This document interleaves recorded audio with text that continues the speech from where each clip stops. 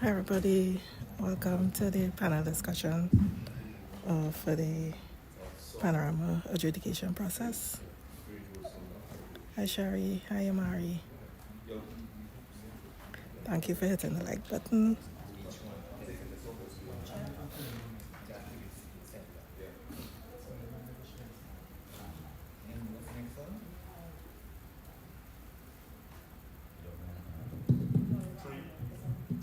That's 3? Yeah. Okay. Go ahead. 4. Right. 5. You have to talk to it though. 5. You're welcome, Adelia. They're still setting up. 6. But I just wanted to go live just to make sure that the connection is okay. So far it's okay. Let's keep our fingers crossed that it stays up. Right. Applaud it.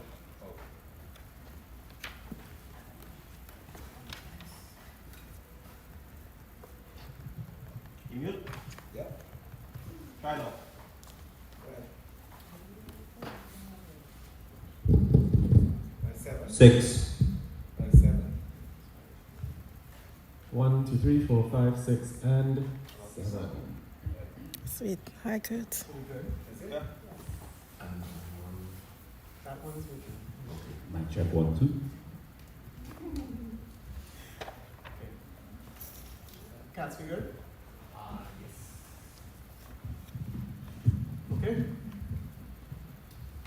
Good afternoon, everyone, and welcome to the APA roundtable discussion on Panorama adjudication. We apologize about the late start.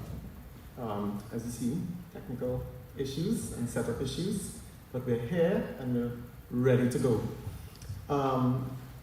I want to start by saying this afternoon's discussion is going to mirror a discussion we had about a year ago. We're going to bring up some issues, some topics, not really issues, but topics. And we're going to go in twos. So one speaker is going to talk about the status quo, and that's a particular area. And then the following speaker will kind of talk about, well, here are some issues that might need to be addressed, and here is a way of addressing those issues. And so we have 3 topics, and we will proceed down the table, as you see. Before we begin, I would like to introduce to you and welcome our panelists for today. To my immediate left, we have Miss Joanna Short, and she is a frequent flyer in the adjudication process. She's judged Panorama several times. Moving down the table, we have Mr. Sion Gomez. He's an assistant professor of music at the Academy for the Performing Arts, specializing in pan. And then we have Miss Vanessa Headley. Vanessa, I forget your married name. Brewster. Mrs. Vanessa Headley Brewster. She is of Golden Hands. She is a pianist and arranger, a conductor, a composer, and all around the kind of musician that you want sharing a stage with you. Then we have Dr. Mia Gormley Benjamin, assistant professor of music at the Academy for the Performing Arts, specializing in pan. Moving down, we have Mr. D.K. Samai, the latest addition to our faculty roster here at the Academy, specializing in pan as well. And then we have Professor Leon Smooth Edwards, who needs no introduction, and therefore I will leave it as it is to let his name just sparkle in the golden light of his accomplishments. Down at the other end of the table, we have Mr. Marcus Ash, and he's the External Relations Officer of Pan Trinidad, and today he's representing Mrs. Beverly Ramsey Moore, the President of Pan Trinidad. So these are the judges, and without further ado, I'm going to jump into the first issue. So we're talking about Panorama adjudication, and the first thing that everybody thinks about is the system of judging. What's the system that's in use, and what are some of the issues, not all of the issues, but some of the issues around this system. So I'll introduce Ms. Joanna Shaw, and she will get started on this first topic. Thank you, Dr. Henry, and good afternoon to everyone. I will be outlining to you the current judging system. I have been an adjudicator with Panelist for around 15 years, and so I am simply sharing the current judging system. What is the role of the adjudicator? Adjudicators are tasked with the responsibility of assessing the musical quality of a band's performance. How do we prepare for this process before Panorama? Adjudicators are privy beforehand to a steel band adjudication training workshop conducted by a well-experienced and knowledgeable coordinator and facilitator. We receive a package with a list of bands and song titles beforehand as well. The Panorama rules and regulations, sample score sheet, and rubric. What is a rubric? Why is it important? Because all adjudicators, we possess different musical experiences, backgrounds, come from different musical cultures. It's important to have a platform, something to bridge the gap and bring us closer to the same page. And so that's the purpose of a rubric. It serves as a guide or standardized tool to score participants' performances consistently and objectively.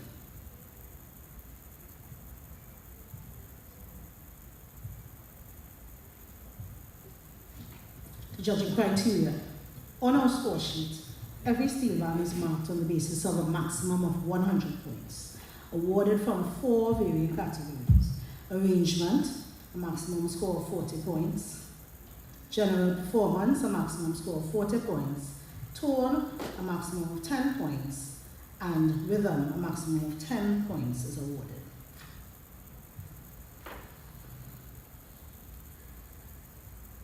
Let us note that the main difference between the preliminary round and the semi-final and final round is the number of judges. So in the preliminary round, it consists of a panel of 4 judges. In the semi-final and final round, 2 additional judges come in.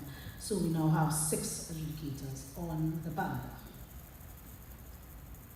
Immediately at the end of each round, most times in the performance phase of the last steel band in the category, the judges draw by ballot to select the alternate. This is conducted by an assigned Panelist representative. This means that the scores of the remaining adjudicators are then the ones applied to the final score for each band.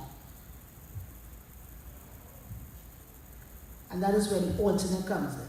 The alternate is the person whose marks will not be applied to the final scores of each band. It means that the marks of only the remaining ones will be applied. And that has the advantage of ensuring integrity of the scoring process if an adjudicator is unable to complete their duties. Additionally, in the semi-final and final round, an additional safeguard is to exclude the highest and lowest points of the remaining 5 judges.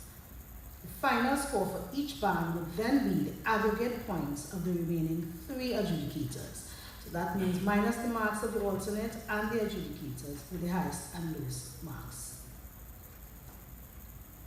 Dropping the highest and lowest score, it has the advantage of minimizing the influence of potentially biased or overly lenient scores and helps to ensure a more accurate reflection of the band's overall ability. Finalizing the process. The evaluation of the performances end upon the playing of the last note of the last band. The process, including the selection of the alternate and exclusion of marks and subsequent results, are executed by the governing body. And this is what our current system involves. Dr. Henry, thank you. Thank you. So, we move on now to Mr. Sion Gomez. He's going to address you with some of the questions, limitations, queries, and doubts with the current system, and then he's going to introduce maybe a solution. Go ahead, Sam. So, good afternoon, everybody. So, I'm going to address, let's call it, the limitations to what Ms. Shaw, I'm sure everybody's hearing me. Yeah? Yeah. Okay. Yeah, so I'm going to address limitations to what Ms. Short just spoke about within the current system of judging. Alright?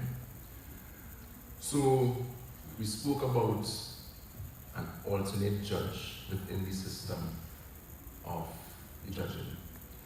And the way the alternate judge works at this point in time, this happens, this person is selected at the end of the competition. So it takes away the doubt of a person, not wanting to judge because he or she might be the alternate judge. So in this case, what is done, everybody would judge as they are judge 1, 2, 3, 4, 5, 6. And at the end of the competition, they all draw to see who's the alternate. Now, what that does, it turns the competition into a lottery system or a roll of the dice. So you can either win or lose a competition by sheer chance and not by your performance, basically. Alright? So what happens with the alternate, depending on who that alternate judge is, the results will change. So I'll show you a diagram, but 3 diagrams that I kind of prepared. So this is the first one. So where you're seeing red, that entire column would be the alternate judge, right? The yellow blocks would be highest and lowest, and we'll talk about that in a little bit. But with the alternate judge being judge 5 in this diagram, the rank to the far, well, my far left, your right, is one way with judge 5 being the alternate judge. If you go to the next slide, judge 2 is now the alternate. So just to give you a little example, in the first slide, where judge 5 was the alternate, band C won, band A came third. In the second slide, judge 2 is the alternate, band C maintained his first place, but band A is now 7th. Alright? We can change the alternate yet again, where judge 4 is now the alternate. So where band C maintained its first place, band A is now 10th. Band F is now 2nd. Before, band F was 3rd. Alright? So it varies based on who the alternate is. Alright? Added to which, dropping the highest and lowest of the 6 judges, what that actually does, it reduces the amount of judges by half when you add the alternate. So you start at 6, you drop the highest, you drop the lowest, and you include an alternate. You're now down to 3 judges. And with those 3 judges, again, it's roll of a dice. If you're lucky, you come first, second, third, or fourth, you know. And it's not based on your performance, your music, right? So one could say, well, if you want 6 judges, then increase the amount of judges you're hiring, right? Yeah, we can do that, but that's another cost that we could do without, right? So to kind of find a solution to this issue, what we thought of, well, we didn't come up with it, but we think this is a good option to use, as we use it in our own panorama that we had last evening. It's called the rank system. And the rank system is basically what it says it is, rank. So what happens is, each judge will judge as normal out of 100, and based on that mark, a judge will have each band in a place. So Judge 1 could say, well, all right, I have band B in first place, band F in second, and so on and so on and so on. So each judge will have that system. What will happen next? So the person who will be putting the marks together, what they now do, every band that comes first in the judges lineup, you give them 1 mark. If you come second, you get 2 marks. Third, you get 3, and so on and so on and so on, right? So in 10th place, you'll get 10 marks. At the end of that process, you tally the placings, not the judge's score. You tally your ranks. So if you came first, how many other times? You'll have 1 mark. How many other times? You add that up. And at the end of the day, the band with the least amount of points wins. Understand? No? Yes. Nice. Good. Yes. Yes. Right. So what happens is, each judge will judge as normal out of 100, right? You follow the criteria of the score sheets, and you judge the bands out of 100, right?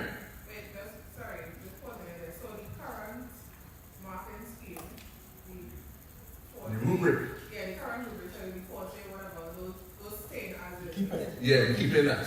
You're keeping that, right?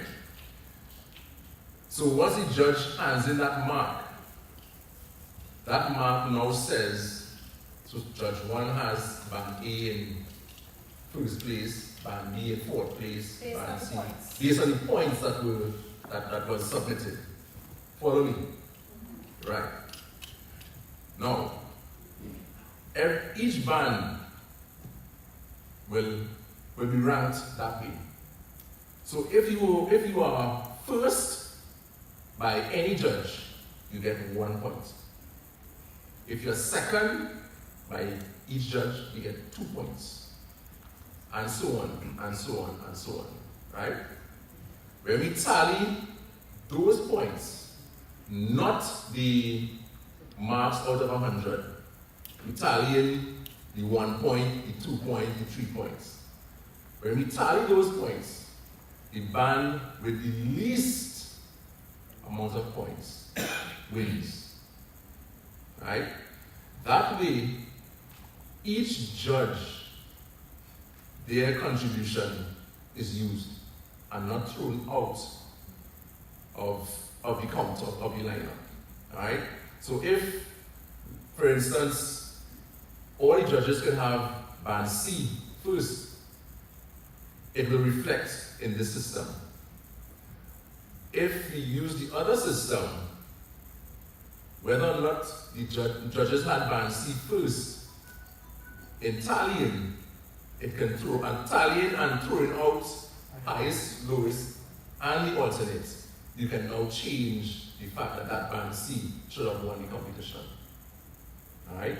So this is why we are thinking the rank system works a little better than what is used now. The next thing to this, last slide. So in recent time, we've been seeing Panorama results with a lot of ties. Alright? And it's something you may not be able to get away from, but we have found a way to break the ties. So even in the rank system, we'll have some ties. So if you look,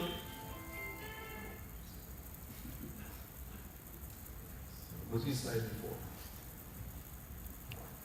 Right. So if you look the last column, you'll see 3 bands tied for 5th place. Right? 25 points each. Right? In order to break that tie, what we did was find the average of the judges' score. So when I say judges' score, meaning Judge 1 gave the band 95, 89, 85, 96, 76, 72. We find the average of that, which came up to 85.5. Right? The other 5th place, when we found the average, was 86.8, and the 3rd 5th place was 86.3. So, finally, average of the judges' score now moved the bands. One band came 5th, one band came 6th, the other band came 7th. So there's no tie, right? And I think this solution will, what I want to say here, boy? It will answer a question. It will answer a question, yes. All right, so if that's my solution to the present judging scenario. Right, because one of the things we were discussing earlier is under the current system, I could give a band 90 points, and for me, 90 points gives that band 1st place. For me. But then, Ms. Short, I give a band 76 points. And in her scoring, when she scores all the band, that 76 points is 1st place. Right? But then, let's say now, all the other judges scored somewhere between 90 and 76. This gets thrown out, 9 gets thrown out. Right? And then those get averaged. And see how the idea that two judges look at the same band and said that band should be 1st. And then that idea gets thrown out. And then another idea pertains. And so the idea of the rank system is it's meant to inhibit that, what you could call craziness. Right? Go ahead, Sarah. Did you have more? No. I would love to hear from you. Yes, go ahead. I wanted to ask, did that rank system apply to this year's judging, or it? I wanted to know if the rank system applied to this year's judging, or if it will be the system used in the future. It was not applied to this year's judging. We use it in our internal panorama here, right here at UTT, right?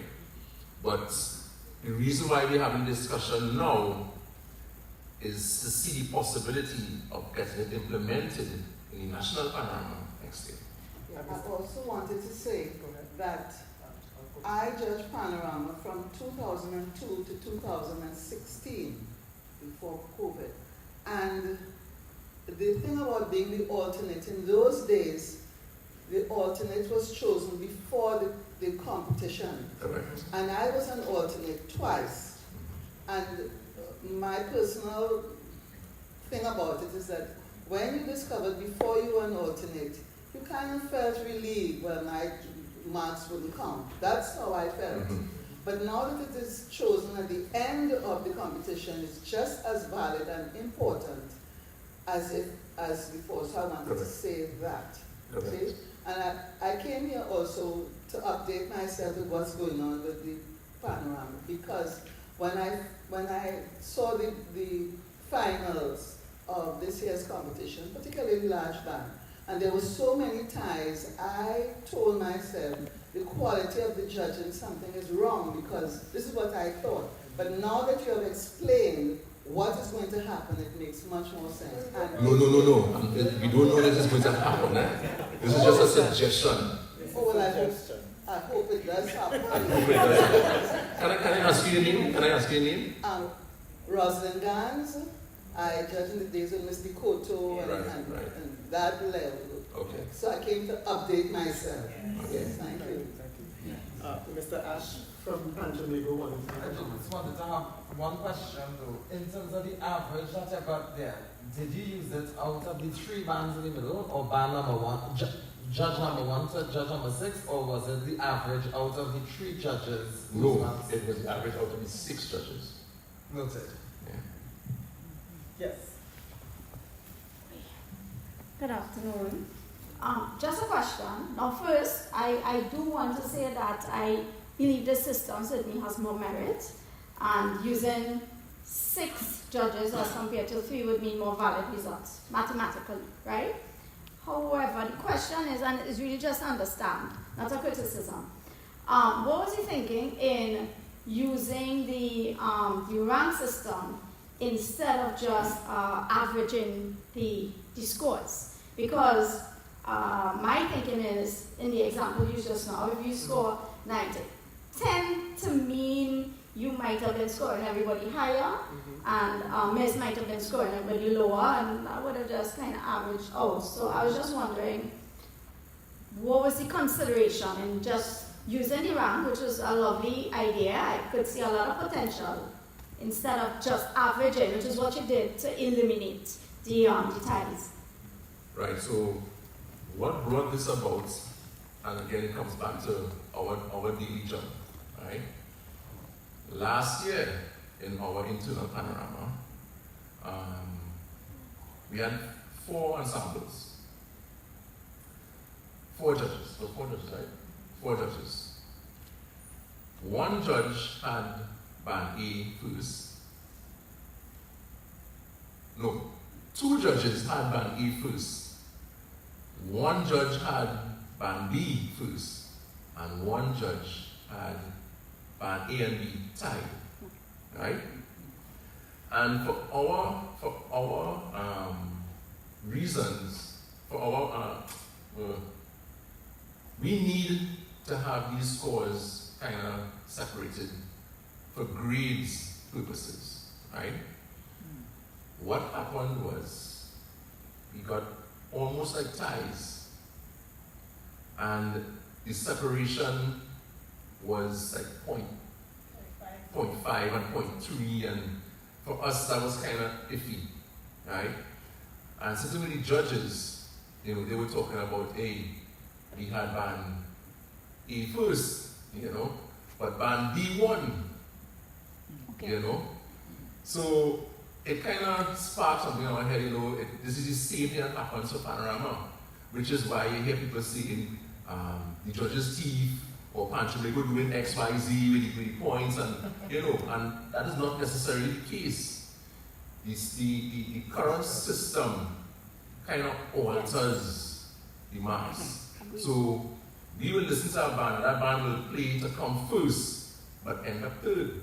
And people want to know, well, why is this happening? So with the rank system, if people sit and hear a band play to come first, the judges will hear the same thing and most likely, in most cases, have that band first.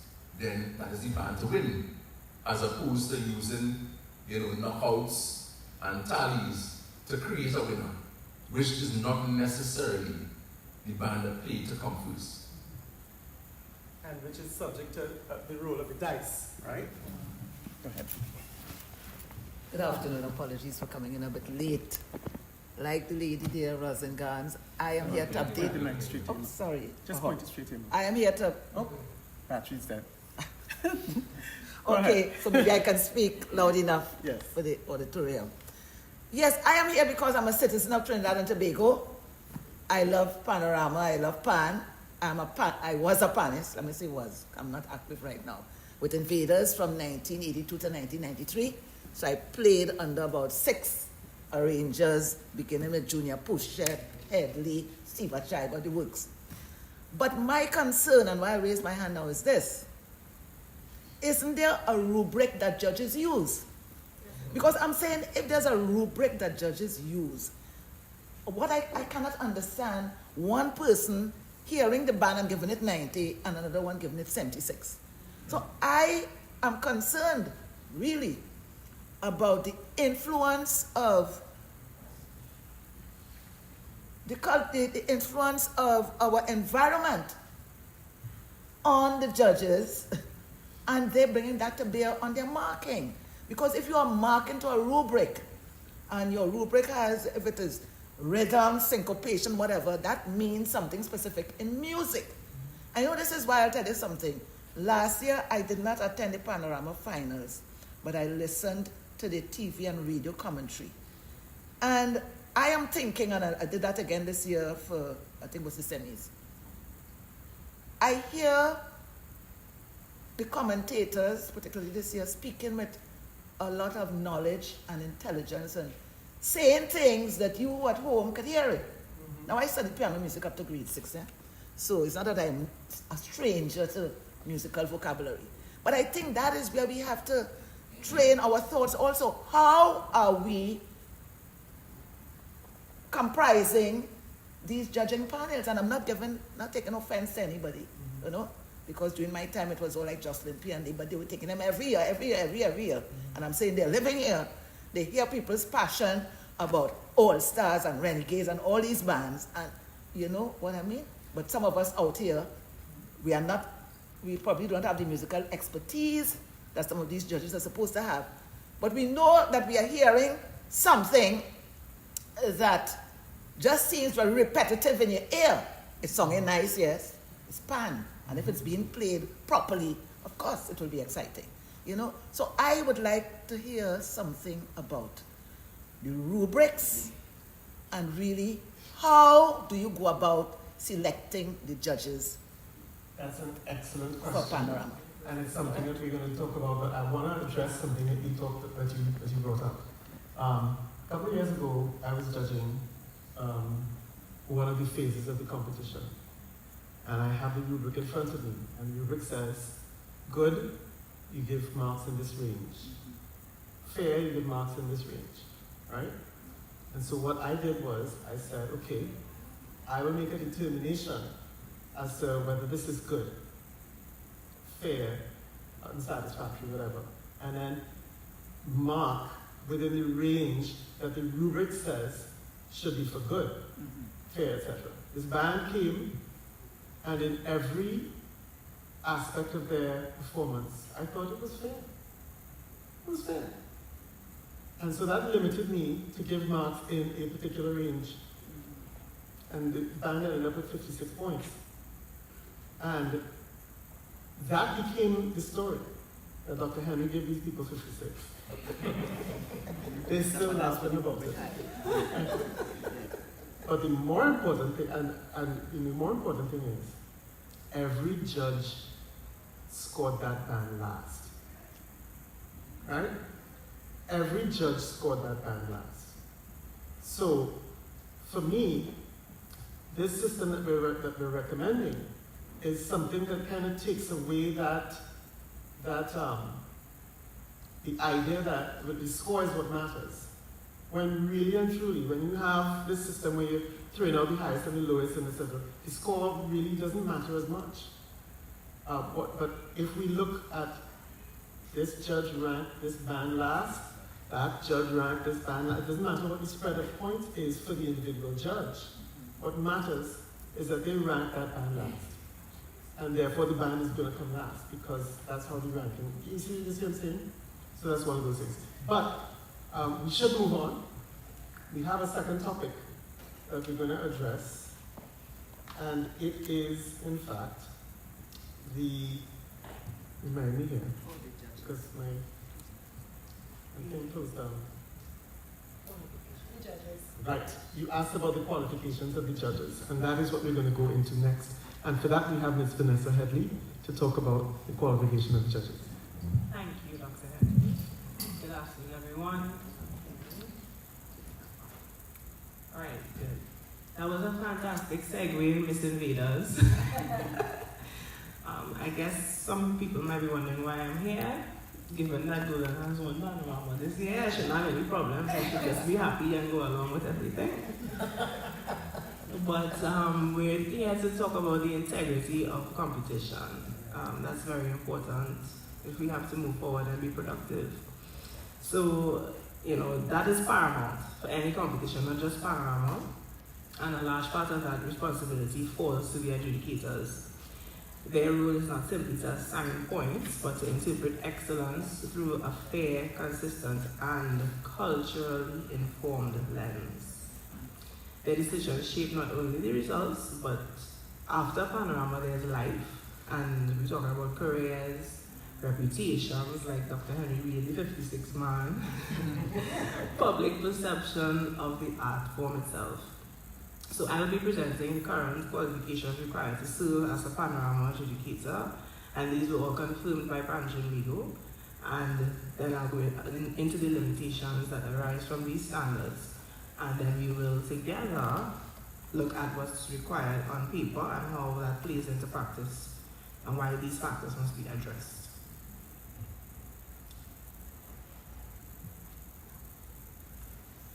All right, so this current qualification, the adjudicator must have at least a bachelor's degree in music.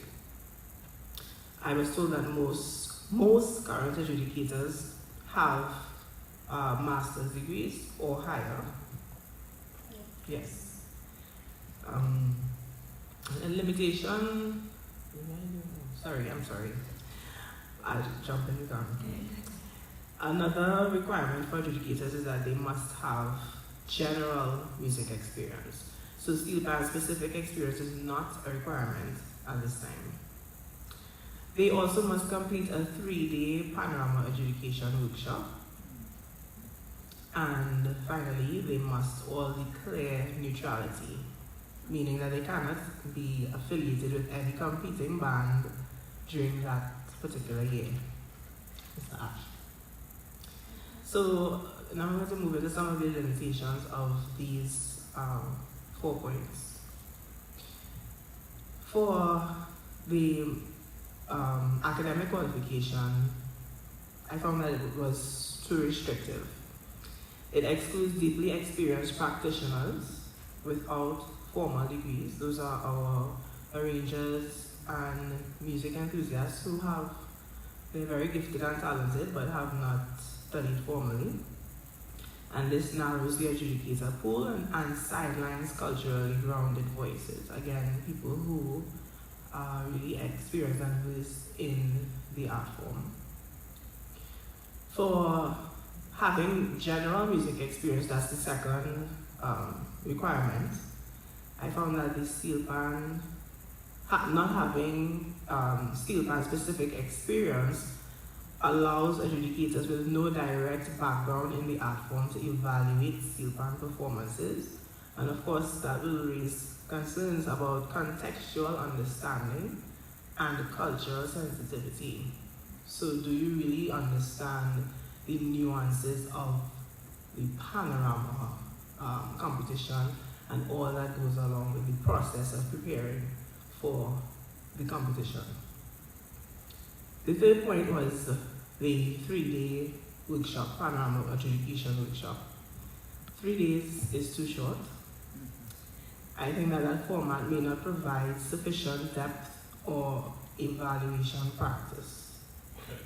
No follow-up assessments or continuing development are in place either. So after the 3 days, there really isn't any. And to add to which, the 3-day workshop is currently just after the Panorama season. So we have a large gap between when the workshop is done and then the Panorama comes along again. And finally, for the 4 points here, having to declare neutrality. Well, presently there's no way to ensure neutrality. How do you really know if someone is going to be honest and have integrity and say, well, I have no real affiliations with anyone involved in the competition. You just have to kind of trust that adjudicators have integrity and they are honest, which is one of the core values of an adjudicator. I have some additional limitations outside of the requirements for adjudicators. Small recycled pool of adjudicators. So the same individuals are used repeatedly due to the strict eligibility criteria, and this limits fresh perspectives and may lead to perceived bias. So you hear everybody saying, how come that judging every year? This is why, because we have a very small pool of adjudicators. Lack of category specialization. All judges assess all criteria, even areas they may not be very versed in or experts in. And this reduces the precision and fairness of scoring. So just to be clear, for example, somebody was asking about if arrangement, tone, balance, general performance, if those things remain, yes, but it doesn't necessarily mean that within those categories, each adjudicator is comfortable enough to assess all of those categories. And finally, second, opaque selection process. So currently, Panelist executives are not involved in adjudicator selection, and the Chief Administrative Officer makes selections and handles the rotation alone based on a submitted pool of judges. And it's my understanding that bands are still allowed to submit recommendations for adjudicators, and then those are rotated. Selections are made and rotations are made accordingly. But this is by one individual. Of course, that raises concerns about fairness, representation, and oversight. And finally, there's a lack of transparency with the public. Public opinion matters, right? Adjudicator names and qualifications are not disclosed before competitions, or at least not with enough time for people to really get to know who these adjudicators are. This weakens public trust, especially when results are close and controversial. So everybody's okay until we hear the results, and then everybody talk about. So these are the things that are limitations. I'll quickly pass over to Dr. Gormley Benjamin so she could present on solutions. Thank you. Good afternoon, everyone. So I'd first like to say that I'm really honored to be part of this panel and having this discussion. And I think it's very important that I mention that what we are offering possible solutions for conversations so that we can see how we can charter our path forward. Not necessarily that we are saying this is what it should be, but more so that we have an opportunity to discuss what we know are some of the limitations and offer some possible solutions along with Pan Trinidad and Marcus Ash in that position representing Pan Trinidad. So with that, let me just continue here with some of the possible solutions. And what I should mention as well is in doing some of the research for possible solutions, these solutions aren't just coming from me as an individual or from us as a panel, but the solutions are also gathered from several persons in the field that we would have been talking with and having discussions. So it's sort of a compilation of different ideas that we think might serve as really good solutions moving forward. So the first limitation that Mrs. Headley Brewster presented was the academic requirements are too restrictive. So one thing that we looked at was a possible solution being some sort of tertiary level qualification that the person might have, whether that's a bachelor's, master's, or doctorate, or significant experience in the field. And that sort of addresses what was mentioned before, persons who are culturally grounded and have lots of experience in Panorama that may not have that qualification. So perhaps we can open up the requirements to not just tertiary level qualifications, but also someone of significant experience. And then of course we can determine what that significant experience means, right? Significant is subjective. Is that 2 years? Is that 10 years? And then what type of experience are we talking about here? The other limitation was steel pan experience was not necessarily a requirement, as in you can have a background in music in general, but not necessarily having steel pan experience. So one thing we're looking at too as a possible area for discussion is steel pan experience should be a prerequisite to certification in Panorama judging, because I think having that experience, perhaps as a player, arranger, transcriber, or you've done work with a steel orchestra in different capacities, that can really help you frame how you judge a competition. The third limitation, the adjudication workshop, is a bit too short. A recommendation for that can come from a certification that should be awarded from an accredited institution. So ultimately, that would mean that there are multiple people involved with the accredited institution that can perhaps sort of oversee the certification. And then that would also mean a much longer period, right? So if you're looking to be certified in something, we can then use the time necessary to address all of the areas of judging. So that's not just the criteria in great detail. It's not just the rubric in great detail, but also the process. What are you required to do? What are you not required to do? Are you allowed to speak while you're judging? Are you not allowed to speak while you're judging? You know, so to actually go through exactly what Trinidad and an accredited institution might expect of someone as a judge. So having a much longer period of time over time, and this could be multiple weeks, can be something that we can look at, so that once someone is complete with that process, they are then officially certified, and that certification comes from an accredited institution. And the reason why we say accredited, because there are some processes that are involved when an institution is accredited. That means you have somebody to answer to, right? As opposed to not necessarily having anyone looking over your shoulder. So accreditation means someone is looking over your shoulder, and someone is actually there to critique the process to make sure that everything is of high standard, and then the levels are great. The other limitation, there is no way to enforce neutrality, and perhaps what can be a solution is issuing a declaration to all judges on objectivity. Now let's face it, we're all human beings, and I think it's natural for humans to be subjective, and music is a very subjective field, right? It's the creative arts that we're dealing with. However, I think signing a declaration to say, okay, I am now declaring that I am being held to a certain standard as a judge, and I'm not going to use my past negative nor positive experiences to influence the points in which I award. I think that can assist in enforcing some type of integrity process among the adjudicators. So the other limitation was there's a limited pool of judges. With proper training and certification, the pool could be expanded and diversified.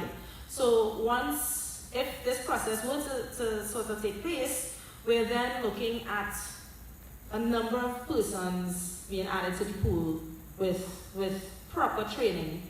And then that allows Tobago or whatever external group that might be selecting the judges more persons to pick from.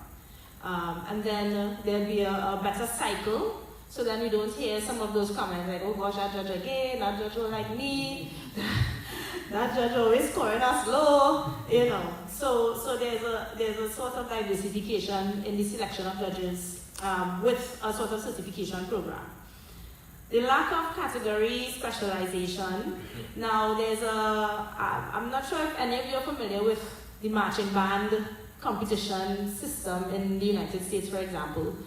But they implement specialized categories for judging. So for example, you know what I'm talking about when I say marching band, right? They come out and they have the brass instruments and the percussionists, and you know, they do a formation. In that competition, which is a very highly competitive competition, they actually implement multiple judges. So you have specific judges who are field judges, so they're on the grass, in the band, judging. And then you might have another set of judges that are sort of in the audience, judging another category of the competition. So that's what we mean by category specialization. So it might be worth it to heavily explore judging different categories and different judges judging different categories. So for example, maybe having more tuners judge the tuning category of the competition. And there might be others who might feel more comfortable, who are well experienced in judging arrangements, right? So you sort of have different panels judging different elements of the Panorama competition. And finally, opaque selection process and lack of transparency with the public. So more transparency with how judges are selected through an external body can be something that can help with this. And if we had an external body of persons, or even if it's a body of persons in Tobago, then having multiple people be a part of that selection process is very important. And I think, as you mentioned, Mrs. Brewster, that it's just one person currently that sort of decides. Led by one person as a department. Or led by one person as a department. But it's a department. Yeah. So having a little more transparency in the process, because I think part of it too is some of the bands are like, but how do judges picked? Like, who is this judge?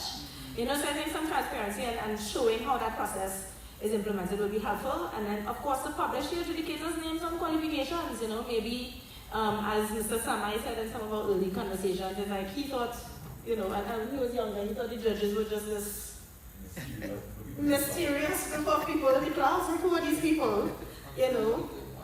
But I think with sort of publishing in advance who the judges are and what their experience is, it might sort of assist in the bands gaining respect. Thank you. Thank you, Dr. Gomani, Benjamin. Any questions, queries, comments? I'll ask you if you do have a question or a query, please come to the mic, step up to the mic so that the people who are watching online can hear everything that you say or ask. Any questions about the qualifications of judges? Yeah, please. Yes.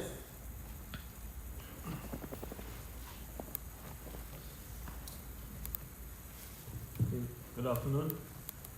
It's on. It's on. Good afternoon to everyone. My name is Tobago. I'm a teacher at Malik Secondary, but someone who has been involved with panel. Just a question about the transparency. What do you think is a good idea to publish the scores? There, like if you think of the Olympics, for example, in certain sport categories, the adjudication, other events, the scores are usually published right after the person does the event. So I'm wondering if that's a good approach to addressing transparency. But I also have a concern, is that going to risk the judges that score low or high or not favored? Is there any risk based on our culture? Yes, so that's just a concern I'm raising there. And I have another question as well. Dr. Benjamin, you mentioned the marching bands and using the different categories of judges. So because of the, I want to say the emergence of the theatre arts component in the Panorama pieces, what I mean by that is a lot of bands are doing skits now and things like fireworks and things that have nothing to do with music, but may address the theme of the tune or whatever. Would that be a good approach to having another area of judges for that, the theatre arts component? Theatre, visual arts, drama, etc. Thank you. All right. I know Professor Edwards over here will sort of give you a response to the giving the scores after each, because he's actually going to present on that. Right. To answer your other question though about the judging of the production side of it, I know a question was always raised, is like, are you recommending then a separate competition for that, or that should be implemented within the competition? And the reason why I ask is because some persons I think are a bit concerned that the bands with more money will have a better production, and then it doesn't become a fair competition. Well, why I brought that up as well, the school's panorama, you're seeing that is becoming, because young people are drawn to this thing. So inevitably it seems as though that is taking, that's the direction that is going. I'm not saying that it should be the case, I think it should be based on the music, but is there a way to consider that judging it separately, or maybe best theatre production or whatever? Well, I think the theatre production or the production element of it is very important, because I think that's how we sort of win the non-pan fans, over Panorama, and then we see some really creative things happening. So I think that should be considered, but I wonder if it should be considered as a separate competition, sort of like the best production for the band. And the only reason I might say that is because of that element of funding. You'd realize that some of the bands that may have sponsors might have bigger fireworks and more props and other animals, whereas some other bands may not have that and therefore may have an unfair a disadvantage in the competition. So perhaps a separate competition for that. Just like sometimes you have best dressed, so that might be a separate competition that I'm sure it can be considered. Yeah, quick. She gave me permission, thanks. Sure. Just very, very quick, because I am from a school, and I just wanted to share my perspective on that with the production. Now, it's an exciting thing for a band, it's an exciting thing for the students in the school, but let me be careful.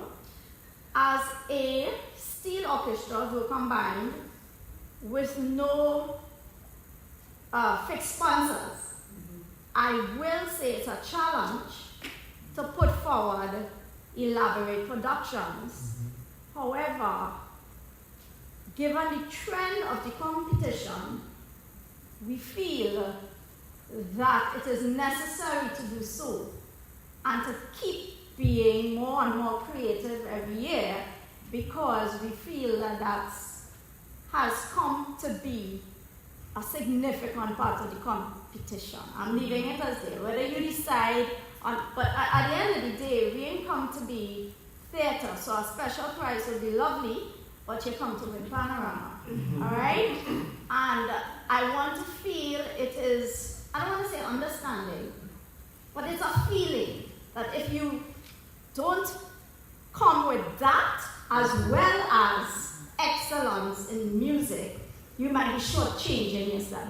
Yes. But that raises another question, right? If you think the production affects the competition, then what is in the criteria that the judges are looking at? Because the last time I checked the criteria, I agree with you. That's not there. It's right? not there. But it raises a very important topic of how does that affect it, and should it, or shouldn't it, and should we just include it one time? Spirit and all of that, and vibes and all of that. I want to feel that's probably where it's considered, because it's not in the criteria, as you say. Thank you. Next speaker. Hi, good afternoon, everyone. So my name is Astrid Noel, and I've been in panel for a long time. Never judging, because I don't want to get cut out of explode. But I've also been involved in groups of judges and many other things. And I was actually part of, as we were listening to talking about judging criteria at rubrics, I was part of the adjudication workshops, similar, that were led by Lydia Williams this year.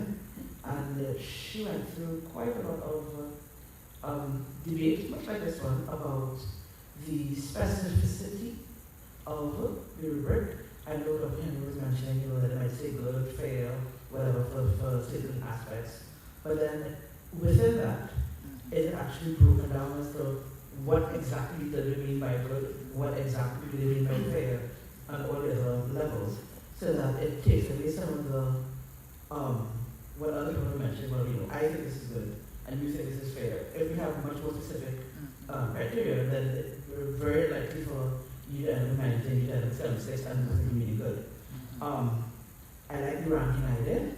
So far, that seems to be the most logical kind of solution I could be heading to, because to me, hiring 6 judges and only considering the score of 3 of them kind of makes no sense. I don't know how we still there in 2025, to be honest.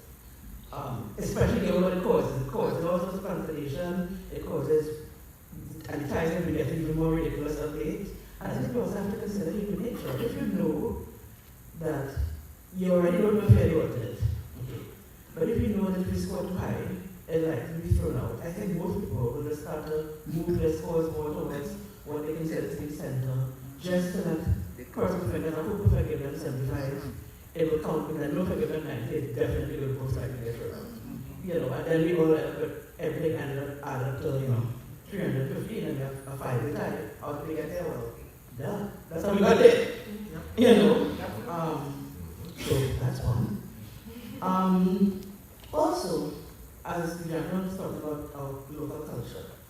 So yes, we could qualify our judges to review the face, and yes, that's important, making sure they have the right kinds of academic qualifications, experience with PAN, all of that. But we also just have a national local culture of not trusting authority and not trusting judges. I think a lot of people, the public comes into Panorama assuming there will be corruption, assuming there will be bubble. Some of them judges must be getting paid out by some bag. Some of them judges must have a brother who's a cousin who's a ranger, really somebody. We're a small society.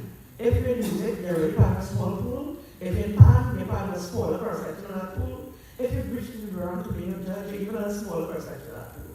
Which means you're highly likely to be related and or experienced with somebody's band, or you probably came from the ranks, that's why you're in the first place. Does that mean that you cannot be trusted as a professional to judge with integrity just because your grandmother used to play for All-Stars for 70 years, or whoever? Insert name of band here. At some point I think we have to give, if we put them in a position, we've done as much vetting as possible, then we need to trust them and let it happen, and not just be like, well, obviously my band didn't win because X. And my last point for now, and I don't know if it's going to present on this, but when we're talking about different judges, judging different criteria, like you responsible for the tuning or whatever. What is that always wondering about the sound quality? What is judges' hair? I know I hear on TV, it's not usually great. Unless you invested in a samba and you have a nice sound system. What did the judge actually hear? What is the audience hear? What is the mic system like? How is it different between what they hear in the yard versus what they hear if the band makes it in Savannah? How do different acoustics affect what the judges, etc.? I can say that on the drag, you have open air unamplified sound, and many people prefer to listen to their Panorama on the drag because they're getting exactly that sound. In the judges' booth, I have found that the music can be overwhelmingly loud sometimes. And there have been times when I've chosen, and I'm going to say it, to wear earplugs of a certain type, only to cut back on this stack of overtones that comes with every note that is struck. Because for me, I want to hear the arrangement. I don't need the ring, because the ring, actually, for me, it takes away from my ability to hear what's going on in the band. I have a different point of view than my colleague. I believe that the competition should be about the music and the music alone. I don't believe that the performance elements have any value in a music competition. I'm very categorical about this. But when you call me to judge, I judge, you give me a rubric, I judge according to the rubric. You put something on the stage, I'm going to judge it. You come back later on and you tell me, well, they didn't qualify for this and they had too many people in the band. That's not my business. You put it on stage, I judge it. Do what you want, okay? But taking a categorical position like this means then I have to follow my own rules. Is it a competition about the arrangement? Or is it a competition about the way the band plays the arrangement? Because those are two music questions as well, okay? Because the band gets the prize money, the arranger gets paid, the band gets the prize money. But if you come with a fantastic arrangement that's played poorly, should you, as the arranger, suffer loss for that? That's a really interesting question, right? And it's kind of, it's one of those that's beyond the scope of a lot of what we're talking about today, but it's one of those things when you talk about category-specific judging, I think there should be category-specific prize giving, Mr. Ash. A prize for the best arranger, a prize for the best execution, a prize for the best theatrical element. You know, I think there's a way for us to build those things into the way Panorama could be judged. Right? There's an open conversation. And one thing I want to say, these conversations, last year when Mrs. Ramsey Moore was here with us, we had an open conversation. This is not us telling Pan Trinidad what they should be doing it this way. This is us having an open conversation that Pan Trinidad is part of, and Pan Trinidad as an organization, and as the people in the organization have been very gracious to participate in these conversations, because Mr. Ash has not been privy to what we've been preparing. He's here and he's getting it, you know, 5 minutes ahead. All right, so I want to just thank you. I know Dr. Bowman mentioned it today, but I want to thank you for your presence here and your collaboration with us today. All right? Okay.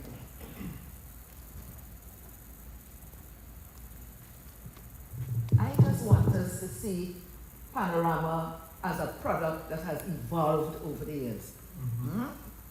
And therefore, I feel we should not just limit it to being a musical performance. It's a performance. It's a musical performance. Actually, that's what I want to say. It's a musical performance which includes a band playing a selected arrangement and its theatrical understanding of that arrangement. And I think this is where we have not really teased it out enough, because all the fireworks and the horse and the whatever, I think these things are meant to enhance the audience's understanding of the arrangement. Mm-hmm. And therefore I am going along with the fact that we should probably have judges for categories. Mm-hmm. But I think we also have to stop seeing Panorama just as about pan music. It's a pan performance, a production that has all the various elements of the visual and performing arts. And I think once we start to look at it that way, the product will become something better to market. And I think, we have to see it as growing. It cannot be just this band playing from umpteen years ago. It's more than that. Okay? Because as someone who was involved in the 80s and the 90s, I am telling you, I looked at these youngsters in school Panorama and I'm saying, oh my goodness, was I looking like that? Was I just did not know. Okay? So we have a beautiful product. I think it will always attract an audience. And what occurred to me also is what happens when the judges move from Panyard to Panyard. Mm-hmm. We don't get that feedback. We don't know. We hear certain arrangers saying, you know, when I looked at the judges' comments, we don't know what those comments are, you know. So there's a lot in here, but I just want to compliment you for having this conversation. I was glad I got a little notice from APA, because I am a UTT retiree, believe it or not, from the School of Education, right? Assistant Professor Walker. So I was happy to get that, and I think we need more of these conversations in our country now. You know why? Because everything is evolving. Everything is moving on. It's not staying stagnant. Okay? Thank you. I wish you had come to the Panorama yesterday, because you'd have heard some of the arrangers that are coming to give these people some trouble in the future. I have it noted, but guess what, people? I'm trying to be a good little Catholic in Lent, and I had stations of the cross at 6, and I had to say, Lord, what to do? Leave a remand, go to Upper, or what to do? I chose these stations. I want to go to heaven. One more question, then we'll move on. Or comment. Hi. Good afternoon. So I am Fiona Fife. I'm also a music teacher as well. So similar to what the name is Ms. Astrid said, I have a similar stance in terms of the standardization of the breakdown of the marks. Yes, we get the 40, 40, 10, 10, but as Ms. Dr. Gormley was saying, it is very subjective. And even in terms of marking an arrangement, I would say that is also very subjective. Because what you might find as an excellent arrangement, I might find, it was alright, but I prefer this because of preference. So for me, in the secondary system, we get bombarded a lot with CSEC workshops, and we have our own arguments there. But one thing I think that they can take note of is the rubric that they use, because this is this very, very, very, very long document that is very detailed and very specific. So there's no way for me to apply preference too much, because in order for you to get a 10 out of 10, you must do X, Y, Z. And if you don't have X, Y, Z, even if I find it was excellent, I cannot give you that mark. And I think that is missing from the Panorama criteria, and that's where we'll always end up with the gaps. Now, saying that, but I'd also say the ranking system that was proposed, I do like it, and I think that it helps, not necessarily eliminate the problem, but it helps to bridge the gap between that lacking component and what we have now, and it can help. But with the transparency, I would like to bring up the points of comments in the judges' score sheets. And I have a problem with seeing excellent, and then to the well, blah, blah, blah, I like that. And then you gave me 8 out of 10. And then somebody else will say, good use of this, fair use of blah, blah, blah, and you give me 9 out of 10. And then I don't understand how to interpret that. And sometimes the comments are also very vague. So you tell me good, excellent. But then you didn't tell me, how is it am I supposed to move from 36 out of 40 to 40 out of 40? Which part in the breakdown of the 40 marks was I lacking in? I don't know. So then, as the person interpreting the score sheet, you are now just going with whatever you feel that the person meant. And then it's difficult to move forward in a competition because I don't know what I'm looking towards. And then I know everybody has the issue with the finals, not getting the comments at that point. I think everybody could agree over the past 2 years the level of the finals on all categories have been excellent. Almost every band, if not every band, could win the Panorama on a finals night based on somebody's preference. But if it is, they did all this work and they made all these improvements, and we look at the few specific comments that we got, because it's mostly big, and then I put on this production here in the end, and then there's nothing to tell me, noted that you made this improvement in so area, then what am I to do next year? Because then I'm going back to nothing, and I'm just hoping that I'll catch your attention this year, and I will find it fair in terms of a judging competition, because if it is a competition, then there's specific things that I'm supposed to be marked on. Yes. I think there's a lot of validity in what she just said. I mean, even for me as an arranger, I have found in receiving the scores it's the same thing. It's like, excellent! 34 to 40. Tell me what to do. quality. And I think an added element to that too is sometimes the arrangers and the bands may not understand what the judges are saying in the feedback or in the comments. So the judges are trying, their best to write certain comments, and then you might have people who are like, wait, what? What do you mean by this? So I wonder, because I know some competitions, I did some research a little bit on how different music competitions around the world are executed. And in some competitions, they actually do voice comments. So it's like someone actually sort of like a voice note to say, well, in this part of the arrangement, I think X, Y, and Z, as opposed to something that's handwritten and can be easily misunderstood. And maybe you just don't understand what that person wrote because it's handwriting. But thank you so much, because I think all of those things that you said are valid, and it's definitely areas that we should look into. And we should definitely, especially with the comments, see if we can, really tighten that. And then also access for the arrangers and the bands to the judges. Is that a good thing? Is that a bad thing? If the arranger has a question on what the judge said, can they ask the judge? No, yes, so, in looking at those areas, it's well worth it, I think, to explore. It may be with the current system, the rubric is very broad. So I'm looking at one now, and when we think of fame, that's Henry's favorite, the range is 46 to 59. So that I could think of, I as an adjudicator, I could think a band was fair and give the lower end of fair, which is 46, and another judge think it was fair but give the 59. So the range is very wide. So that's definitely something in the current system that we have to do. So no criteria is detailed? It just says 46 or 59? There's a breakdown that the judges get of what each term means. But the breakdown it's a gap, right? So it's between this and this, so you're still able to choose between the range. And the ranges could generally be on the wider side. I'll be brief, but I am very familiar with the CSEC music grading system.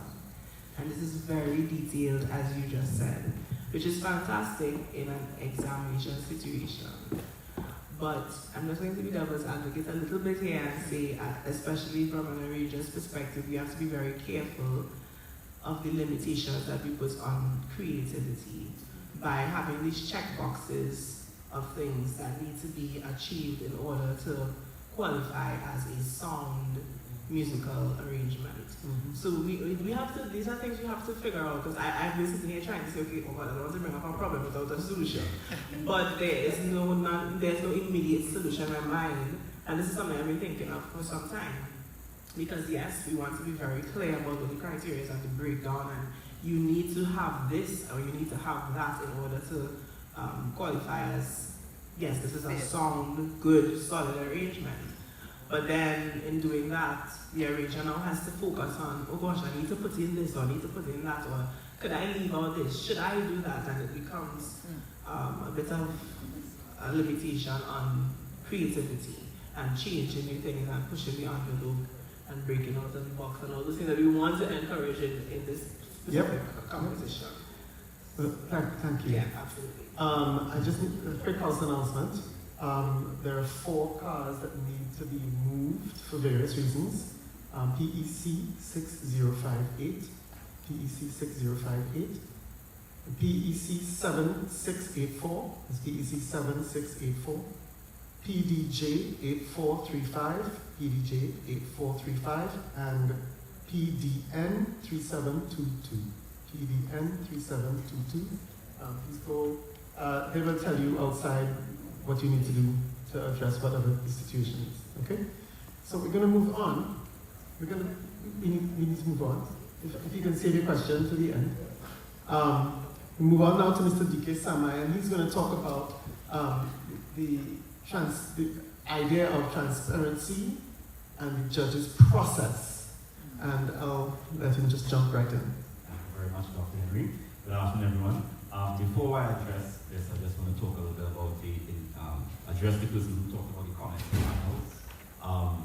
I have, since the first day I started judging, I wanted to give comments to panels because I always thought that it's very important. If you qualify for semi-finals, and then you try to do something different, something new, fresh for finals, and it didn't work, and there's no comment telling you, okay, the reason why you got so low is because you did this and this didn't work, then it's very possible that the band will make the exact same mistake the following year, or the next year, because there's no one telling them, hey, what you did in the finals did not work. So hopefully in the future we might be able to add comments of finals. Alright, so transparency of the adjudication process. So some of what I will talk about would be some familiar with what Ms. Short spoke about, because it's kind of similar. So the adjudication process is really organized by Panelist. The judges are selected from a pre-approved pool, and the judges are randomly rotated across categories, as was talked about earlier today. So the preliminary round I found was actually the most transparent of the 3 rounds. So judges receive a list of songs that the bands play prior to the beginning of the competition. And all judges are supposed to familiarize themselves with all of the songs on the list. So when the bands perform, you know exactly what is being played, and you don't have to depend on the DJ on the night playing the song for you to understand, okay, it's a 1625 chord progression, or whatever it is. In the preliminary round as well, written feedback is provided, so at the end of the performance, the judges give feedback in a written format, and there are 4 judges at the preliminary round, which includes 1 alternate judge. And the scores are sealed after each performance, and they are only opened at the end of the entire round in public at a ceremony where everyone hears the marks at the exact same time. So there's a bit more transparency in doing it like that. There's no master score sheet, which each individual judges score, including the alternate, that is published by Panelist for the preliminary round. So there's that. The semi-final round now, there are 2 additional judges that we include, so there are 6 overall, including 5 and 1 alternate judge. Written feedback is provided again, which is good. In this round though, the highest, the lowest, and the alternate scores are discarded, so only 3 of the 6 judges' scores are used, so only half of the panel decides who's going on in the next round of the competition. Only total scores are shared with the bands, master score sheets are not released, and scores are not sealed as results are given after the round, immediately. So there's no public opening of the scores to say, well, this band got this band got that, the judge 1 gave this band that, judge 2 gave this band that, and that added up to, let's say, 248, and that's why you got 248. You just get band number whatever, 248 points. So there's a little bit less transparency than in the preliminary round. In the final round, we have the same 6 judge setup as the semi-final round, but there's no feedback to be provided, which I spoke about just now, which means it's a bit less transparent than the semi-final round, which was less transparent than the preliminary round. Judges review and sign off on the final scores, so we are given a list of scores, of our scores, and we have to double check that the scores that we gave throughout that round matched what we have in front of us, and we sign off on that. Those scores are given to Panelist, and they do their deliberations on their own, and then results are given at the end. No master score sheets are released, and only total results are announced. So again, the final round in my research I realized was the least transparent. The semi-final round was middle, medium transparent, but the preliminary round was the most transparent. Thank you very much. Okay, thank you. Now we turn to Professor Edward Leon Smooth. He's going to talk a little bit about some issues and some problems and solutions that he pertaining to the adjudication process. Good afternoon, everyone. As some of you may know, I've been around a little while. Woman on the base of 1980, so you're talking about 45 years in the arrangement business, right?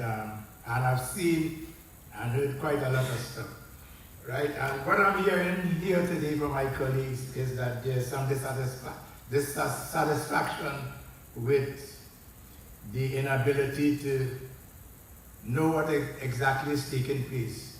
They are just hearing a general score, a total score, but they would prefer to hear like the individual score. Judge number one give so much of the, and so on. And they seem to think the system is outdated. And they look at the international standard for, let's say, like the gymnastics, where as soon as one performer plays, you will see judge number one give 9 out of 10, judge number 2, right? They prefer to see something like that, right? In addition to which, for the finals, for the finals, let's go directly to the finals. It might happen in between as well. They would like to see the what the judges did as they wanted in the preliminary, and every time they go, they want to see that. Without seeing that, as someone mentioned before, they would have heard the bands and came to a conclusion that this is the band to beat. And the way the system is, it ended up that it wasn't quite what they expected, right? And that's the reason why we came up with this new system of judging that we figured may help. Right. Some years ago, 2016, there was an international Panorama that had bands from Japan and a few Caribbean countries and American. It was 2015, my apologies, I said 16. Look at me, yeah, I said about 20, right? So 2015, right? Now the bands that may come, or there may be another one somewhere in another part of the world, they may be using a system not so quite antiquated as this. It may be more in line with what is happening worldwide. And also, we only think that it's time that we come up to date with the system used on a broader scale, right? I heard some questions about the additional thing besides the music that people see and hear on stage. I can remember in the 80s, we were coached, we were told, the audience ain't coming to hear you, If they wanted to hear you, they would stay home and listen to the radio. They want to see you perform. So since in the 80s, my band were in the process of teaching people to perform, to dance, and we see it's caught on all over the world now. Everybody dancing, prancing, the people pyrotechnic. People coming to see you perform, you're going to get them a performance. You can't just play like a statue. As a matter of fact, one guy in the band got his name Statue because he didn't want to dance enough, You gotta move. People paying their money. If they're gonna listen to a tape sometime in the future, but they're coming to see you perform. And for that reason, well, some people going over the limit now, some people flipping on stage and all kinds of things. But performance is very good. It enhances your tune. To me, it makes it sound better. Because the people involved with, sometimes there's some choreography with certain parts. You find a certain section, and I know what it enhances. To me, it's even better than one guy conducting. Because there's a big trap stand in the middle of the band. There are parts behind the trap stand. There are some people playing 9 bass, 12 bass. They can't see you. As a matter of fact, the conductors know that, so you know what they're doing now? They're spinning around and doing the judges. All kind of things they're doing. It's a fast, Go to the other. Mike can be thinking about someone specific. I need to say something. So, yes. That's where the importance of the flag person comes in. And I find in judging, you look at the flag, male or female, the artistry is superb. And there should be a prize for the flag person. Because they are showing the part of the band that you can't see where the music is at or to keep in time or whatever. I think the flag person is very important as part of our cultural heritage in a steel band. And I really think we should take note of having a prize because there's some flag, it is excellent. The way they move that flag against wind and everything, you have to, it's an art. Art form. So I really think the flag person is important and should be considered. Special prize for this flag person. Flag person. Okay? That's what I think. Yes. All right. What I'd like to go into here now is the idea of some people wanting to see the scores. And many times, even band members or arrangers or managers may make a request to get a master score to see what went wrong here and there. And there's a sort of hands off. No, we're not giving a master score. Am I correct, Mr. Patrick? Right? So it makes the bands, it makes the public feel as though there's some kind of collusion taking place that they don't want people to know about, because some of the answers they get why they don't want to do it is that they want to protect the judges. Now this is long after the competition finished, judges. Some of them will even leave the country.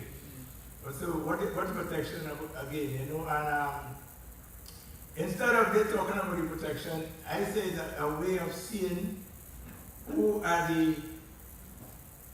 the ones that should be used in the judging system.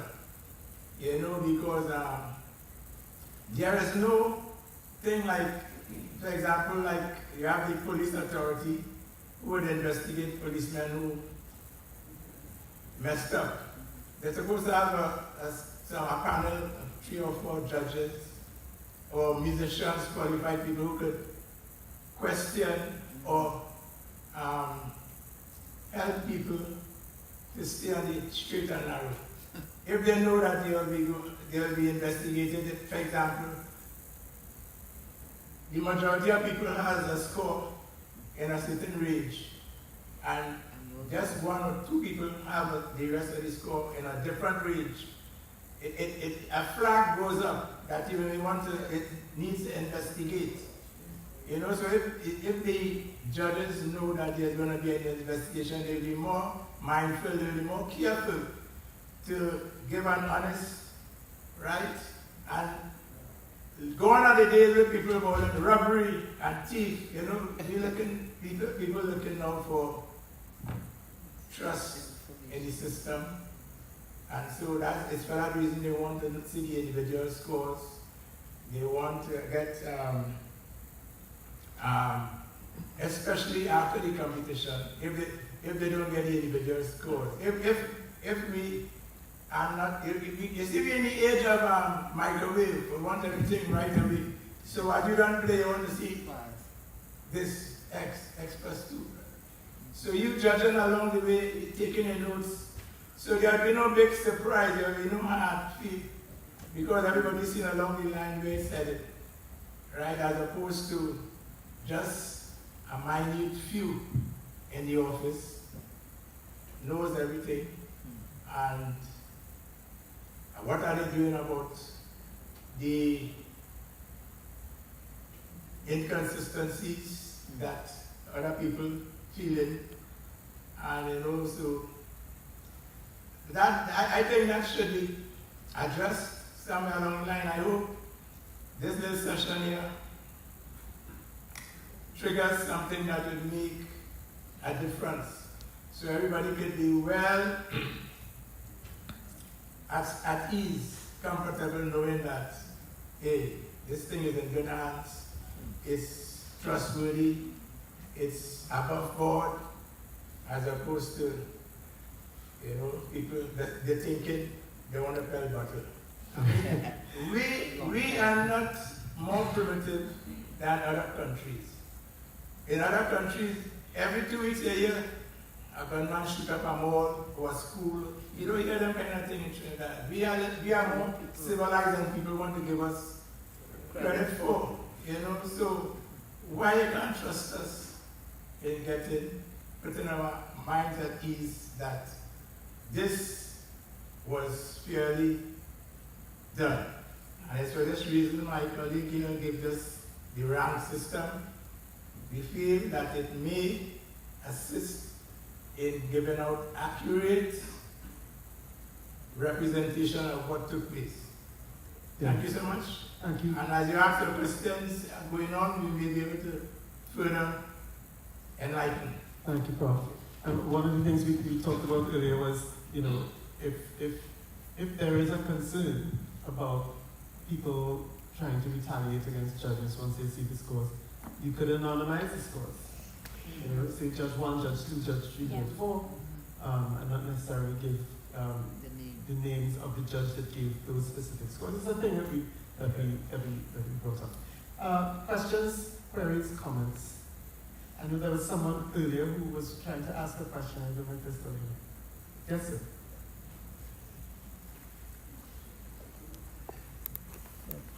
Good day, Joel. Hello. Yeah. I like, well, going back to the first thing we talked about, the ranking system of the judges.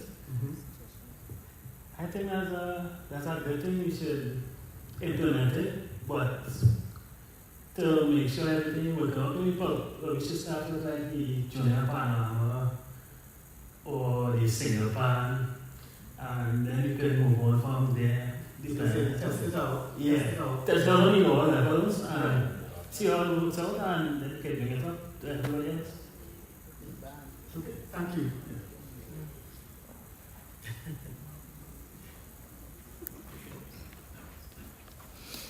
Hi, good day, Rarisha Edwards. I am a band leader and a ranger, and I've also had some experience judging and judge the jury bound competition. I have 3 questions.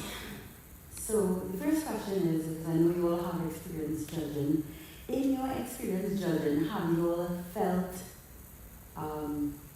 threatened or afraid in any way based on the results, after the results came out based on your experience? If you ever felt like, okay, I can't let these people know that I'm judging because, you know, after they see the scores, they might want to come and attack me or whatever.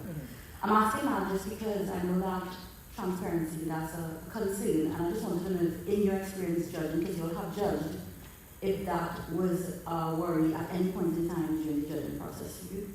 Not for me, never. Even after the 56 incidents. I can confirm that because I was in the days of Mr. Vernon Morancy and for East, and he used to let us know, stay away from the panya, don't be too be seen. And I never really had a problem. Most probably just say, Ms. Gans, so what do you think of this?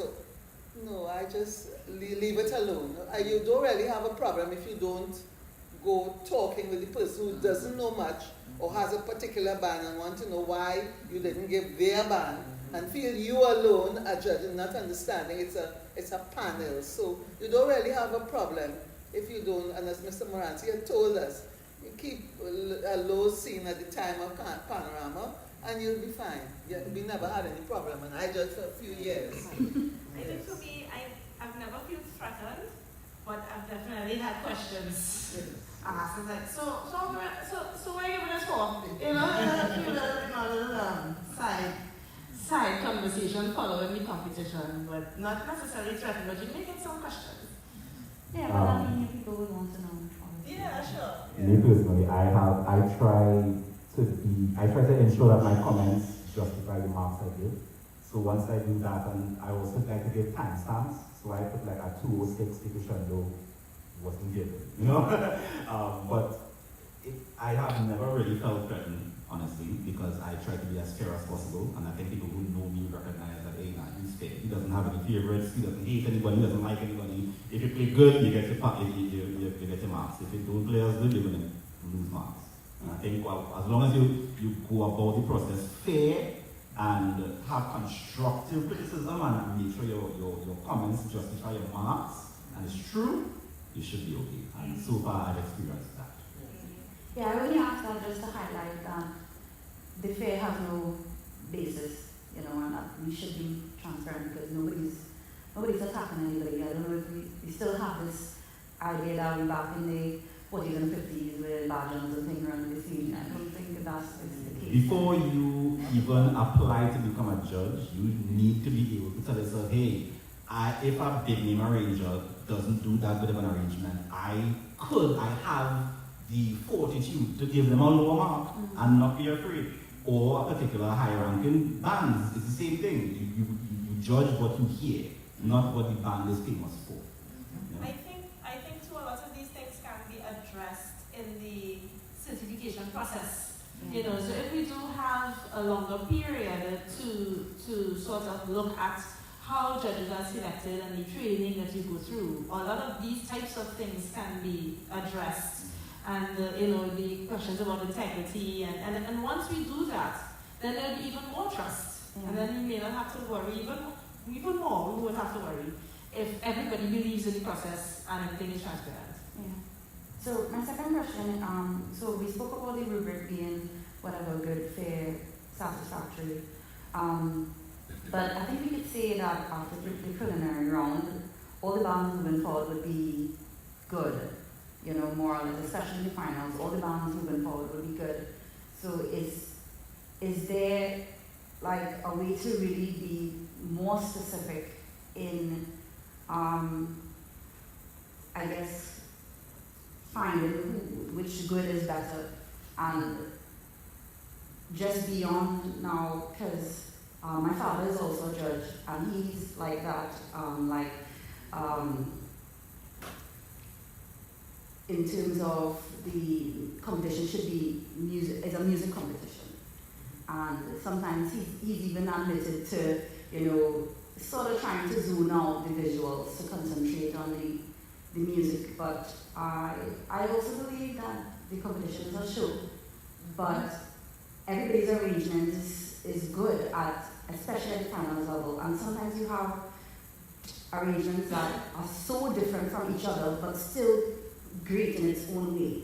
So that's the next question I want to ask. Just how do you, I guess, break it down so fine to be able to be fair, but still, as Vanessa Headley said, still allow for that creativity. And I just want to link it with my last question, because somebody else spoke about the international bands.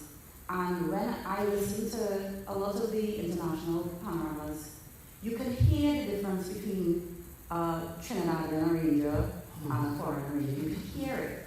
So it's not that an arrangement is not meeting criteria. Sometimes it's a vibe. And how do you quantify a vibe?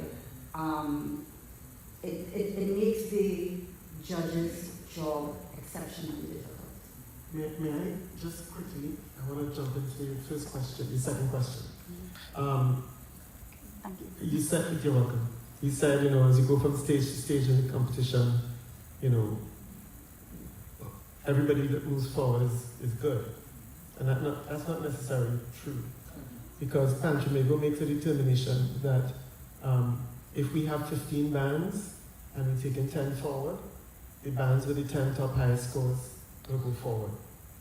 Right? And in those 10, maybe you might have 2 where all the judges felt that they were good, and 8 where all the judges felt that they were fair. But it's 10, and those 10 go forward. Right? And on top of that, each new appearance in front of the judges is a new opportunity to be adjudicated. When I have had the opportunity, I've had it once, to judge in all the stages of the competition for multiple different categories of band, right? I don't sit down and say, well, you know, in the prelims, they sucked, and so I'm going to write them off. No. This is a band, there's a silence at the beginning, there's a silence at the end. And in between, I judge.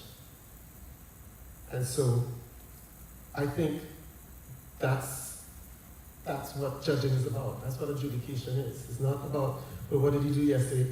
Yes, there's something to be said for in the prelims. Somebody does something and you said, well, maybe if you did something slightly different,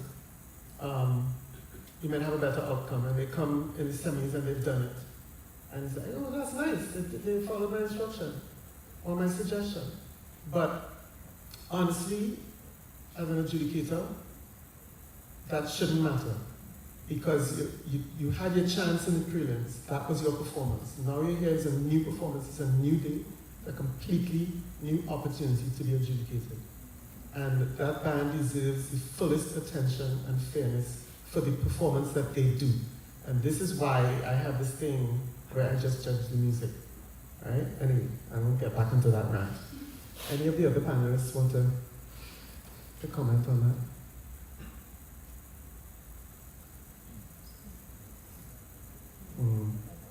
Okay. Yes.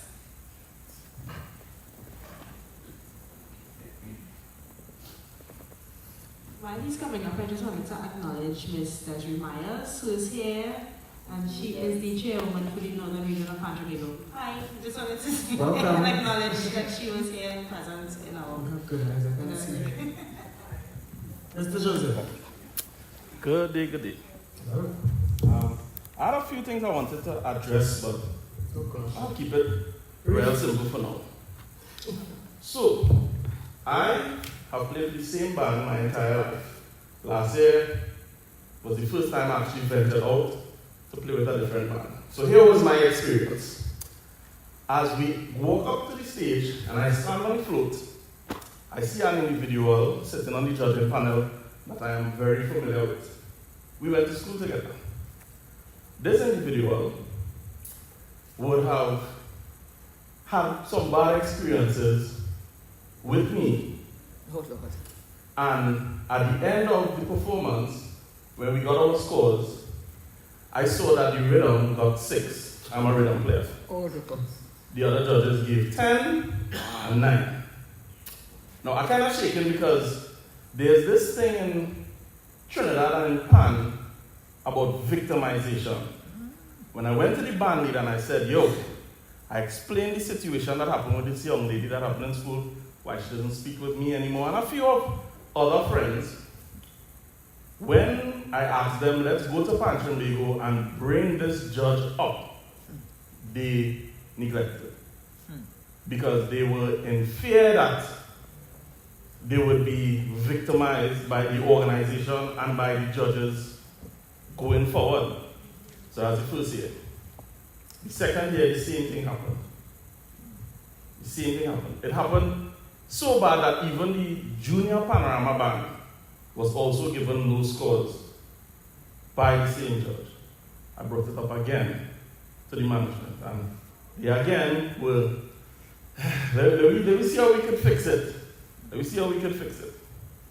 And I personally, because I would have went to school with the individual, questioned this judge's musical ability. I know them well. I remember I played with Panel the other year, my stick forward my hand and hit the hi-hat in a space, and Dr. Gomandi pointed it out in the scores. And my respect for her judging grew immensely because I wasn't playing that loud. That stick was very soft, and I had to actually show the management, no, listen back in the recording, I did drop my stick there. That is the quality of judging that I'm looking for. The year when Mr. Samai judged, there was a crash that I played on a 1, just to bring the band back in. And he pointed out that 2 minutes there was a crash. You could leave that crash out of there and put it on the off. And we did. And that is the quality of judging that we are looking for. Not because there's a shortage of judges, we should supplement the judging pool with subpar musicians. I'm sorry to say it like this, but this is the reality because you all are also arrangers. And we as the community of people at Trinidad, we also judge you all. So I feel that it is only fair that we should put a little more effort into training judges and getting judges up to the standard of the people that they are judging or better.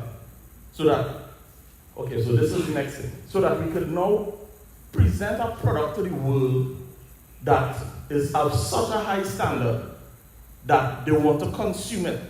At the end of the Panorama on Saturday night, the full score should be sent out to all universities. Sale with the arranger getting a commission. That's the quality of work that we want to put out. The video must be sold to PBS and NBC and Viacom and these foundations to present, just like the Super Bowl is sold to the world and all other shows. You understand what I mean? We want to put together a product. So, yes, on the music side, we have to fix the judging. Yes, as Smooth was saying, we have to fix the performance, but we have to also think about this national product that we're trying to create to sell to the world, because the oil, as I see with the Dragon Gas deal, the oil and the gas is low, and we need to make these things financially viable quickly.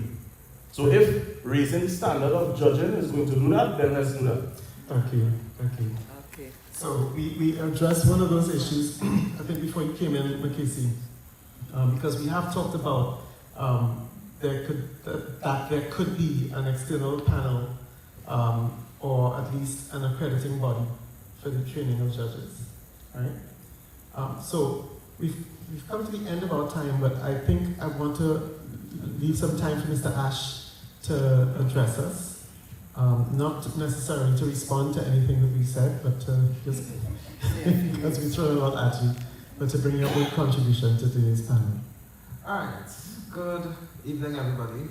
Let me apologize on behalf of Beverly Ramsey Moore, President, who was supposed to be here, but she has a medical emergency and wishing her a speedy recovery. I've heard a lot and noted a lot on everything that was raised here. And I think I need at least 5 minutes to just discuss certain things. Because one important fact that I think a lot of persons here and in general miss is that Marcus Ash or Beverly Ramsey Moore or even the Central Executive of Trinidad is not the authority of Trinidad then. What do I mean by that? Trinidad has a responsibility to our membership, which is the bands. Each band have their delegates, 2 in particular, that they would send to represent the organization at all Trinidad affairs. I'm seeing some of the delegates right here actually right now. Some even got up to contribute. They can confirm that. When the competition Panorama is happening,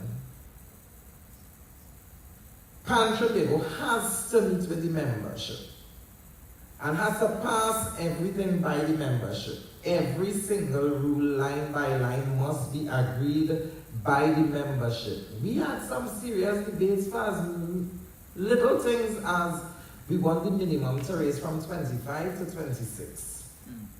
And we spend an hour on that, Joel, or bring down the maximum from 45 to 40. And these things, and we have to fine tune and put those things in the rules, amend everything. Then, before any band is adjudicated upon at the preliminary round in their panya, they must sign, because at the back of the rule, the last page of the rule, shows that I, Marcus Ash, on behalf of the Nutrient Silver Stars in my case, do acknowledge that I have read and understood the rules to this competition. And you sign and stamp it with your band. And you have to give that back to Trinidad before you can even be adjudicated upon. Roisha? Confirm, and Desiree? Yeah. Failure to do so, you cannot be adjudicated upon by the judges.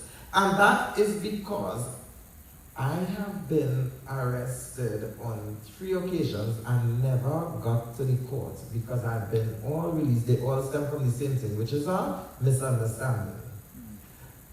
But in 2018, when I got into Panelist, I have spent more time in court that all stem from the same thing we never do.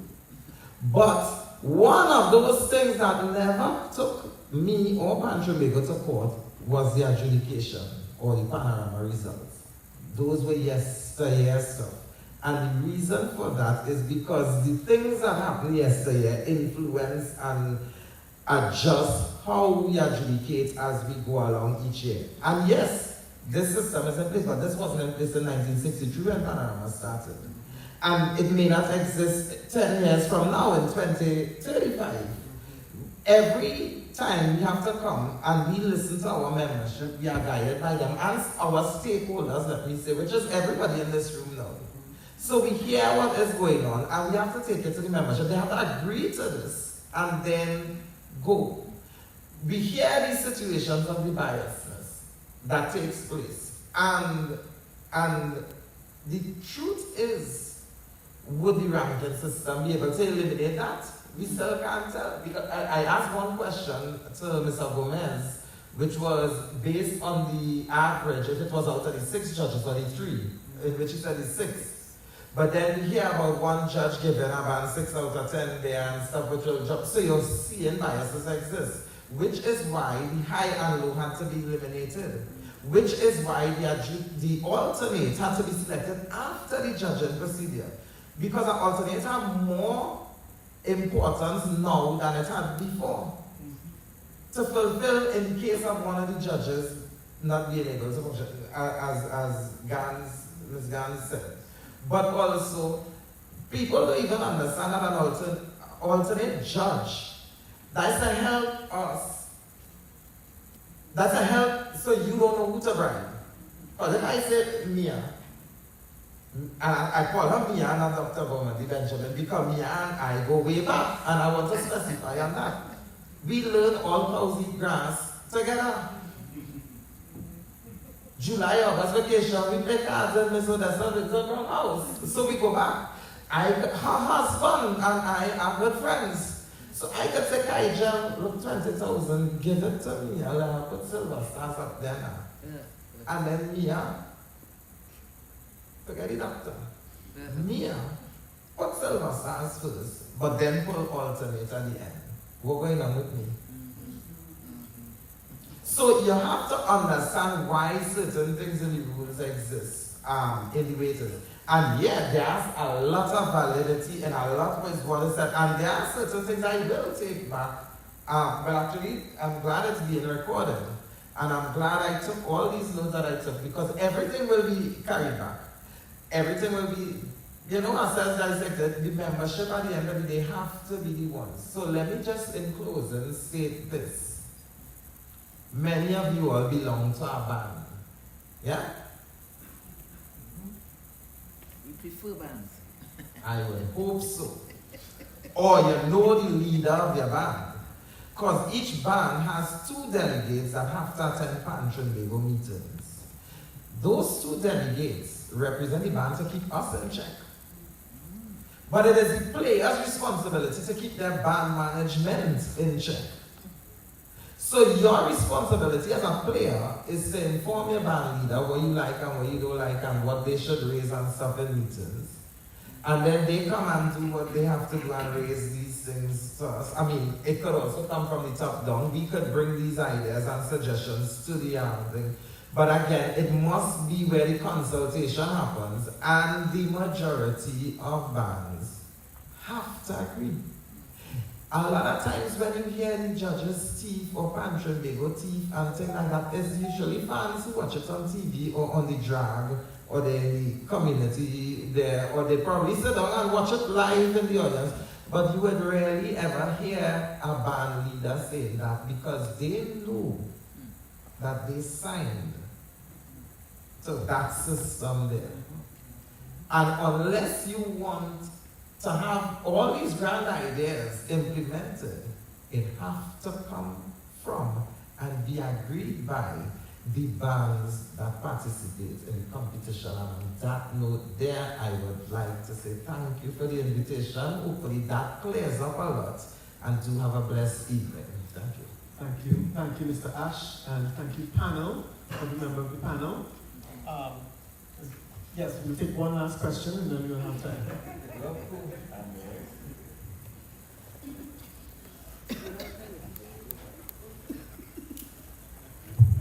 Pleasant evening, everyone. Everything's here, man? Yeah.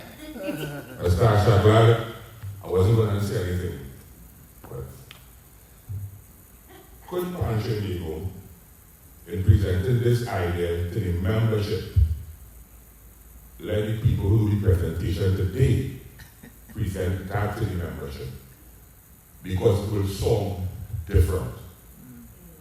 The people who understand the idea and the concept will bring it over to the audience rather than somebody trying to buy it. It can happen, so yeah, but also there are certain aspects in here that also need to be tweaked in terms of how it was well, yes. So therefore, what I would say, if I may just say, is that another collaborative effort needs to come between here and Pancho. If I would suggest that, to then flesh out everything, get a common ground, and then do that. Well, so is this, one second, is this you? This is not saying an invitation, yeah? This is, I need to take this back to President Ramsey Moore and my colleagues on the executive. I don't make decisions without. I get you. And then the in building a house, we have different stages. We just paint up the blocks, cement and plaster, sand and paint. So we just paint up the blocks. It's an excellent. Right? So, because it have things that Mr. Gomez explained that I could say different, but the point is, the main idea to something new is out, because people who know me know that I've been preaching this a while. Next thing, and I want it from the judges now. For example, Panorama semi-finals. You have two different categories happening on Panorama, medium and large band semi-final. Is it fair for one person to judge the two categories on that same day? Is that fair? Unknowing to the bands? Oh, okay. Because this happened a number of years. Because it happened this year also, but it's getting ridiculous now. I don't think I never judged Panorama for so long. I judged junior Panorama and stuff like that before. Yeah. But I don't think, in my opinion, it's fair for one person to judge two different categories at the Panorama on the same day. That's an excellent point. So I would like Pancho and Vigo to also address that. Okay. What I would, and yes, it has happened in the past, I think. This is your last. It happened this year. Right. It happened this year, it happened last year, it happened some other time on the same What day. happens is, in the pool of judges that Pancho has, again, we are not the, and when I say we, the executive and the people that select the judges. When judges are selected, they are selected, the administrative team do the selection, whatever the case is. Then judges are contacted. There are certain judges that may say, well, I'm unavailable now, or I can't do it. And then there are judges who, so you select your four first for prelims, and then you select who were the two added on for the semis and finals. When the judges are contacted, sometimes they will agree to judge, and then they will have an emergency, because emergencies happen. And you have now situations where one, you can't use certain other judges because of, well, either a conflict of interest, or they are also not available, or they are adjudicated different, like two categories already, as the case be. And situations like that happen, and it ended up there. Now it brings me to a good point with, I believe, Vanessa or the woman, where they were talking about the pool of judges and increasing. And we spoke about that. Now, Pancho has been actively doing the workshops, and it was mentioned there, annually, where we would bring in a lot of new judges, young, fresh graduates, and some experienced one, and we bring them in, and we do the training, and we do the training, and the next year we do the training. More or less everybody here would have at least participated in it at some point. But a new judge doesn't mean you can just, after passing that or participating in that, to just throw them up between the medium or large. You have to start them, and we have started some in the junior and single bank category, and will eventually go up. So that should help understand. Okay, so I'm afraid we're out of no, that's what, because if that's 10 seconds. Okay. Because I hear any conflict of interest thing with judges happening. 10 seconds. And we have no conflict of interest in Siva and Tobago. We have no conflict of interest. We're not supposed to have any. And you belong to Siva? Okay. And you belong to Siva? Of course. Of And course. the Constitution provides for that. Exactly. So then we should have no conflict. That we just trust that very people much. Thank you would very have much. integrity. And I wish That's all. that, I will just answer that in 5 seconds. I wish everybody thought so, because everybody gets conspiracy theories. If I put Dr. Bowman, the Benjamin, to Judge Laji, first thing they're going to say is, Okay. All right, everyone. Thank you so much for the spirited conversation at the end. Ladies and gentlemen, thank you so much for coming. Panel members, thank you so much for being here and your contributions today. Have a wonderful weekend, everyone.